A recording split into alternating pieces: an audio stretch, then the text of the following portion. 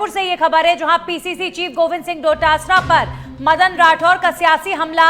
मदन राठौर ने कहा कि एक अच्छा व्यक्ति बिगड़ गया।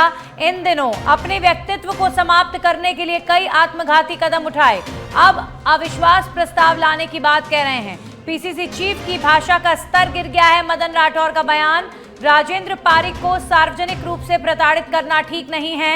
डोटासरा ने पारिक का सार्वजनिक अपमान किया है। बड़ा आरोप मदन राठौर की तरफ से लगाया गया है। गोविंद सिंह डोटासरा को लेकर मदन राठौर ने सियासी हमला बोला है और कहा है कि एक अच्छा व्यक्ति बिगड़ गया है। इन दिनों अब अविश्वास प्रस्ताव लाने की बात कह रहे हैं। ये सीधे तौर पर कटाक्ष गोविंद सिंह डोटासरा को लेकर मदन राठौर ने किया है। आपको बता दें, कल गोविंद सिंह डोटासरा ने प्रेस कॉन्फ्रेंस कर मुख्यमंत्री भजनलाल शर्मा से लेकर विधानसभा स्पीकर वासुदेव देवनानी को लेकर तीखा हमला बोला था और अब जवाब बीजेपी के प्रदेश अध्यक्ष मदन राठौर की तरफ से दिया गया है। मैं डोटासरा जी के लिए, देखिए, एक अच्छा व्यक्ति बिगड़ गया। इन दिनों अच्छा व्यक्ति था लेकिन इन दिनों बिगड़ गया। उसने अपने व्यक्तित्व को समाप्त करने की दिशा में आत्मघाती कदम कई उठाए हैं। सबसे पहले तो देखिए, मैं उनके साथ में विधानसभा में रहा हूँ और हम ये मानते थे कि एक उभरता हुआ एक नेता है जो ठीक ढंग से अपनी प्रतिभा विकसित कर रहा है, लेकिन विपक्ष में वो भूमिका नहीं निभा पा रहा है। वो इतनी गिरावट आ गई, शब्द चयन भी उसमें भी बहुत हल्के शब्द प्रयोग करने लग गए और आसन पर भी आक्रामक तरीके से चले गए। अब मैं डोटासरा जी के लिए, देखिए, एक अच्छा व्यक्ति बिगड़ गया। इन दिनों अच्छा व्यक्ति था। वहीं बीजेपी के प्रदेश अध्यक्ष मदन राठौर ने कहा कि बीजेपी 17 सितंबर से 2 अक्टूबर तक गांधी जयंती तक पूरे देश में सेवा पखवाड़ा मनाएगी। राजस्थान में सभी जिलों में सेवा के कार्यक्रम होंगे। प्रधानमंत्री मोदी के जन्मदिन पर सेवा पखवाड़ा आयोजित किया जाता रहा है और आदर्श तरीके से जन्मदिन मनाया जाए, इसलिए हम सेवा पखवाड़ा में स्वच्छता अभियान चलाएंगे। प्रेरणादायक महापुरुषों की स्मारकों को स्वच्छ करेंगे। रक्तदान शिविर लगाए जाएंगे। साथ ही नशा मुक्ति के खिलाफ अभियान चलाया जाएगा। सेवा पखवाड़ा के तहत रक्तदान शिविर भी आयोजित किए जाएंगे। दिव्यांगों की मदद के लिए उपकरण भी वितरित किए जाएंगे। तो प्रधानमंत्री नरेंद्र मोदी का जन्मदिन और साथ साथ गांधी जयंती, बीजेपी कई तरह के कार्यक्रम आयोजित करने वाली है। एक तरफ स्वच्छता पखवाड़ा चलाया जाएगा, नशा मुक्ति के खिलाफ अभियान चलाया जाएगा, रक्तदान शिविर आयोजित किए जाएंगे। बीजेपी के प्रदेश अध्यक्ष मदन राठौर ने यह जानकारी दी है।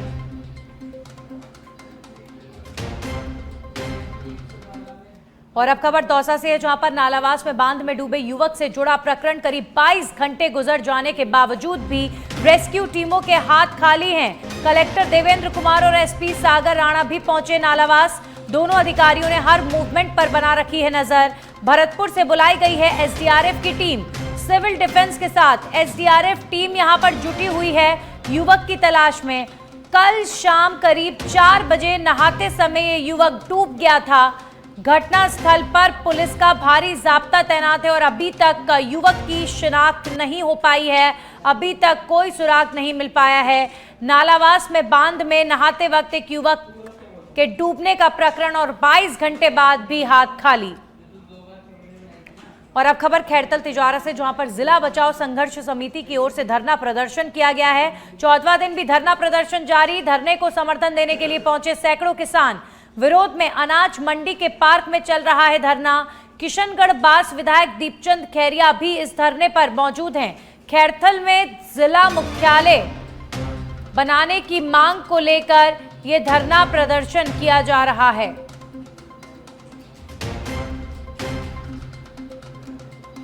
तो 14 दिनों से ये धरना लगातार जारी। विरोध में आज अनाज मंडी के पार्क में धरना प्रदर्शन किया गया। तो किशनगढ़ बास विधायक दीपचंद खैरिया भी इस धरना प्रदर्शन में पहुंचे हैं और खैरथल में जिला मुख्यालय इसे करने की मांग की जा रही है। और अब खबर जयपुर से, जहां पर डीसीपी वेस्ट हनुमान प्रसाद मीणा का नकबजन गिरोह पर प्रहार कर धनी थाना पुलिस के हत्थे चढ़े 4 शातिर बदमाश। विशाल मालावत, सोहन सिंह चौहान, श्याम टेलर और अजय सैनी को गिरफ्तार किया गया। एक देसी कट्टा, एक जिंदा कारतूस और एक चाकू भी बरामद किया गया। बदमाशों ने सूने मकान में की थी नकबजनी की वारदात में चोरी किए गए सोने चांदी के आभूषण बरामद किए गए। पुलिस ने 4 पानी की मोटर भी बरामद की हैं। करधनी थानाधिकारी सवाई सिंह ने इस कार्रवाई को अंजाम दिया है।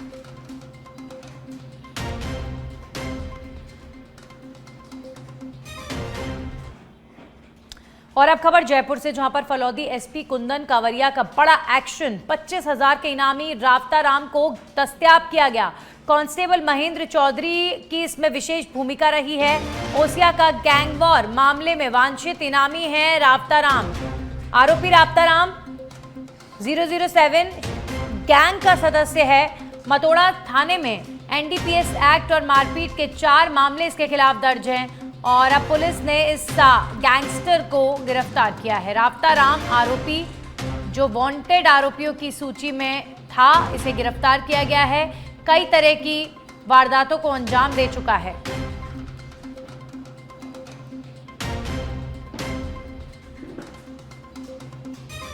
तो लगातार जयपुर में पुलिस एक्शन मोड में नजर आ रही है।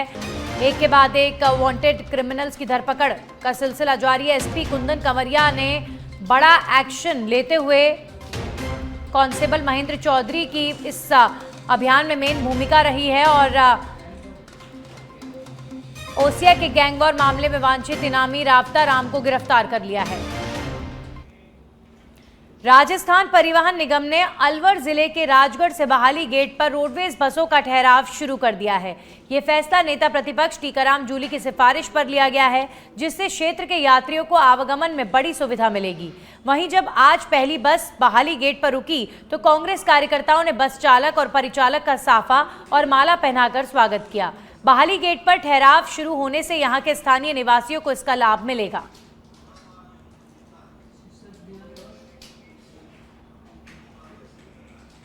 वहीं चौमू उपखंड कार्यालय में आपदा प्रबंधन की समीक्षा बैठक का आयोजन किया गया। बैठक की अध्यक्षता एसडीएम दिलीप सिंह राठौर ने की है, जिसमें विभागीय अधिकारियों को आवश्यक दिशा निर्देश दिए गए हैं। बैठक में चौमू विधायक और शाहपुरा विधायक भी मौजूद रहे। एसडीएम राठौर ने बारिश से क्षतिग्रस्त सड़कों की जल्द मरम्मत के निर्देश दिए और शहर चलो एवं गांव चलो अभियान की प्रभावी क्रियान्विति पर चर्चा की गई। साथ ही बिजली विभाग को निर्बाध विद्युत आपूर्ति सुनिश्चित करने के भी निर्देश दिए गए हैं। बाली की देसूरी में ग्राम विकास अधिकारी रामकेश मीणा की लापरवाही का एक और मामला सामने आया है, जब पुष्पेंद्र माली ने राजस्थान संपर्क पोर्टल पर एक महत्वपूर्ण शिकायत दर्ज कराई। शिकायत दूधापुरा रोड स्थित आबादी भूमि में किए गए अतिक्रमण को लेकर थी। मामले में ग्राम विकास अधिकारी घाणेराव की भूमिका संदिग्ध पाई गई है। अधिकारी ने उच्च अधिकारियों को गलत जानकारी देकर मामले को बंद करवा दिया। अब जांच में सामने आया कि अधिकारी ने वास्तविक स्थिति से अलग रिपोर्ट पेश की और अब स्थानीय लोगों के अनुसार दूधापुरा रोड पर किया गया अतिक्रमण आज भी मौजूद है। इस मामले में कार्रवाई न होने से क्षेत्र के लोगों में नाराजगी है। ग्राम क्षेत्र घाणेराव में आबादी क्षेत्र में अतिक्रमण के संदर्भ में सुगम पोर्टल पर शिकायत की थी, जिसके संबंध में ग्राम विकास अधिकारी घाणेराव द्वारा सुगम पोर्टल पर भ्रामक व गलत तथ्य पेश करके प्रकरण को बंद करा दिया है, जबकि मौके पे आज भी अतिक्रमण मौजूद है, जिसके अतिक्रमण माफियाओं के विरुद्ध कार्रवाई नहीं कर उनको बाले बाले बचा रहा है। वह भ्रामक रिपोर्टें पेश करके सुगम जन अभाव की अभियोजन की प्रक्रिया को लापरवाही के श्रेणी में रखकर। वहीं बांसवाड़ा से खबर है, जहां पर पाटन थाना क्षेत्र में एक युवक की संदिग्ध मौत के मामले में पुलिस की निष्क्रियता से आक्रोशित ग्रामीणों ने थाने के बाहर उग्र प्रदर्शन किया।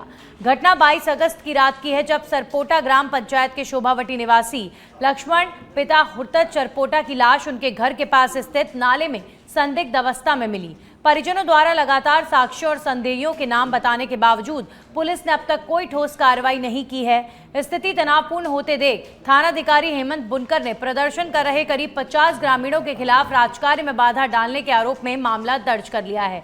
इससे ग्रामीणों में और आक्रोश फैल गया है।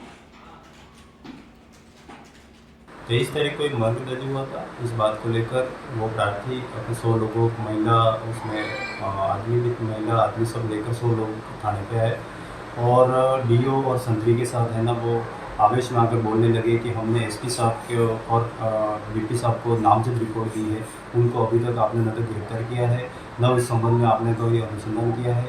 यूँ करके वो आवेश में बोलने लगे, टेबलों पे हाथ मारने लगे और तुम्हारा धंधा कहाँ है यूँ करके चिल्लाने लगे। तो मैं भी अनूपगढ़ से ये खबर है जहां पर जमीन पर कब्जा लेने को लेकर दो पक्षों में विवाद हो गया है।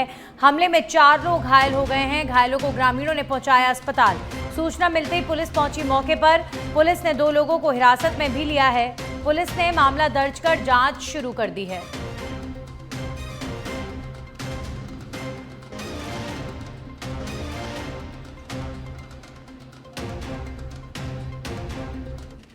तो अनूपगढ़ का ये मामला जमीन पर कब्जा करने को लेकर 2 पक्षों में विवाद हो गया और खूनी संघर्ष में तब्दील हो गया। घायलों को ग्रामीणों ने अस्पताल पहुंचाया है।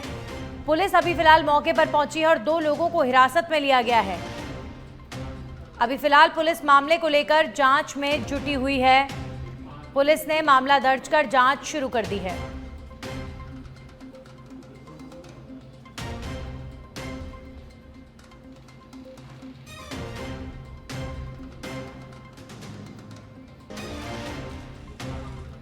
और अब खबर सांचौर के चितलवाना से है जहां पर पावटा गांव एक माह में दूसरी बार लूनी नदी में आई बाढ़ से टापू बन चुका है। चारों ओर पानी भर जाने से करीब 100 घरों की आबादी वाले जो क्षेत्र हैं वहां पर लोग कैद हो गए हैं और सरकारी स्कूल के 60 से ज़्यादा विद्यार्थी भी यहां पर स्कूल नहीं जा पा रहे हैं। बाढ़ के चलते दर्जन भर गाँव का संपर्क उपखंड मुख्यालय से कट गया है। लोग जान जोखिम में डालकर घुटनों से लेकर कमर तक पानी पार कर बाहर जाने को मजबूर हैं। तो आप देखिए कि किस तरह लूनी नदी का पानी ओवरफ्लो होकर पूरे सांचौर को डुबाता हुआ नजर आ रहा है। कौन ये डेट है? कोई सरकार कर्मचारी भी आया है नहीं और आवाज रास्ता बाधा कटोड़ा है और पानी गाँव में गले स्कूल में पड़ी इतने पानी हमें और स्कूल बाढ़ रूप बाटे और कोई व्यवस्था नहीं। सरकार गवर्नमेंट का आज भी कोई आयो नहीं, कोई हमारे लेती नहीं है। वहीं जैसलमेर से खबर है जहां पर जश्न ईद मिलादुन्नबी अकीदत के साथ मनाया। जिले की मस्जिदों की शानदार सजावट की गई है। मोहम्मद साहब के पैदाइश के मुबारक मौके पर मस्जिदों के साथ ही बड़ी संख्या में लोगों ने अपने घरों को सजाकर जश्न मनाया। इस खास दिन को लेकर कई दिनों से चल रही तैयारियों के बीच शहर के मुस्लिम धर्म के लोगों में उत्साह का माहौल है।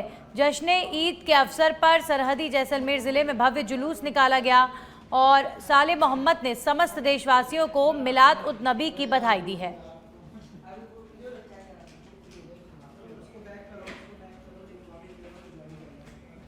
और अब खबर दौसा से जहां पर जिले भर में 12 वफात का त्यौहार मनाया गया है जो मुस्लिम समुदाय के पैगंबर मोहम्मद के जन्म दिवस पर मनाया जा रहा है, जिसमें जिले के शेखान मोहल्ले से शाह जमाल की दरगाह तक झंडा जुलूस निकाला गया। 12 वफात का त्यौहार सामाजिक सरोकार, शिक्षा और सौहार्द की मिसाल है। मुस्लिम समुदाय ने झंडा जुलूस के दौरान जगह जगह जलपान की व्यवस्था भी की और साथ ही पुलिस ने भी सुरक्षा के कड़े इंतजाम किए।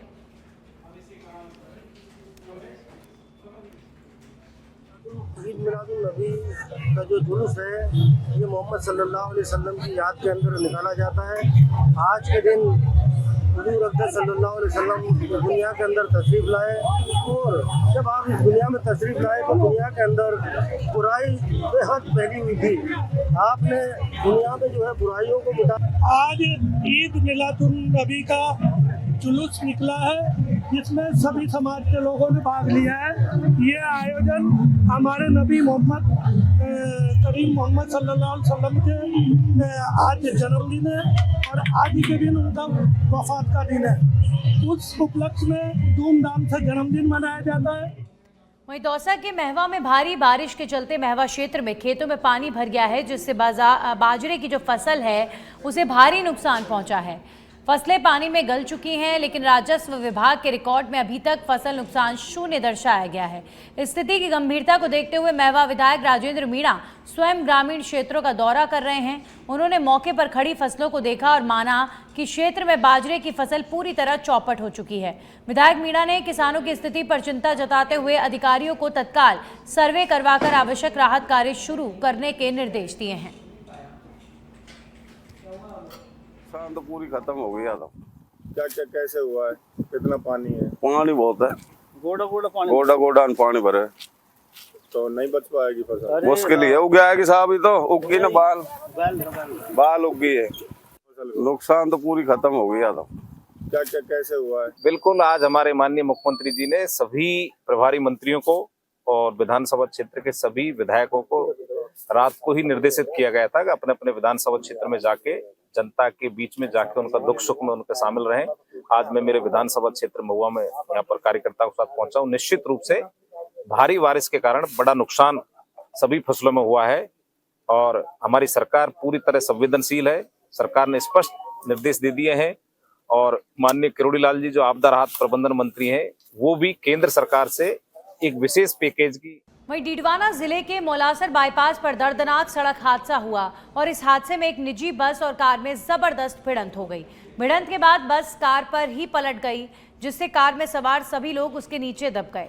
इस कारण कार बुरी तरह से कुचल गई और दोनों जनों की मौत मौके पर ही हो गई, जबकि 19 लोग इसमें घायल हुए हैं। सूचना मिलती मौलासर पुलिस मौके पर पहुंची और घायलों को मौलासर अस्पताल पहुंचाया गया, जहां चिकित्सकों ने एक महिला और एक पुरुष को मृत घोषित कर दिया, जबकि 19 घायलों को डीडवाना, कुचामन और जयपुर रेफर किया गया। वहीं पुलिस मामले की जांच में जुटी हुई है। से ढाकीपुरा जा रहे थे रिश्तेदारी में, तो हम जो है रोड क्रॉस कर रहे थे, तो हमारी आगे वाली गाड़ी है वो लगभग रोड क्रॉस कर चुकी थी। उसी टाइम में वो दो परिवार आई तेज स्पीड में, तो उसको घुमाना तो था प्लस साइड, उसने ड्राइव साइड कट मारा, साथ ही दोनों गाड़ियाँ एक साथ हो गई और उस पर पलटी अब गई। पलटी पड़ने के बाद में वो गाड़ी आगे बाढ़ थी और बाढ़ के ऊपर वो नीचे दब गई हमारी गाड़ी। और बस में से जो सवारियाँ हैं वो बस इतनी स्पीड से थी कि बस से सवारियाँ हैं वो साथ में से निकल के और बस से नीचे आकर के डबल हो गई। मैं पूरा परिवार टिकावा चलिया दिन आराम गाड़ी चलाऊँ बीमार 6 जना नंबर रोड मेगा आई हूँ आगे 20 फुट चलेगी बच ले रहा हूँ मुन्नो बस आई मोला सरकाना हूँ पा ओटे कर ले रहा हूँ गाड़ी के ठोकी जो गाड़ी घिसी जी जो आगे डोली के 4 रुपये नंबर से फट गई। अब आज माँ के सामने देख दे मेरे रोड पे मेगा आई कहाँ तुम साइड मार पे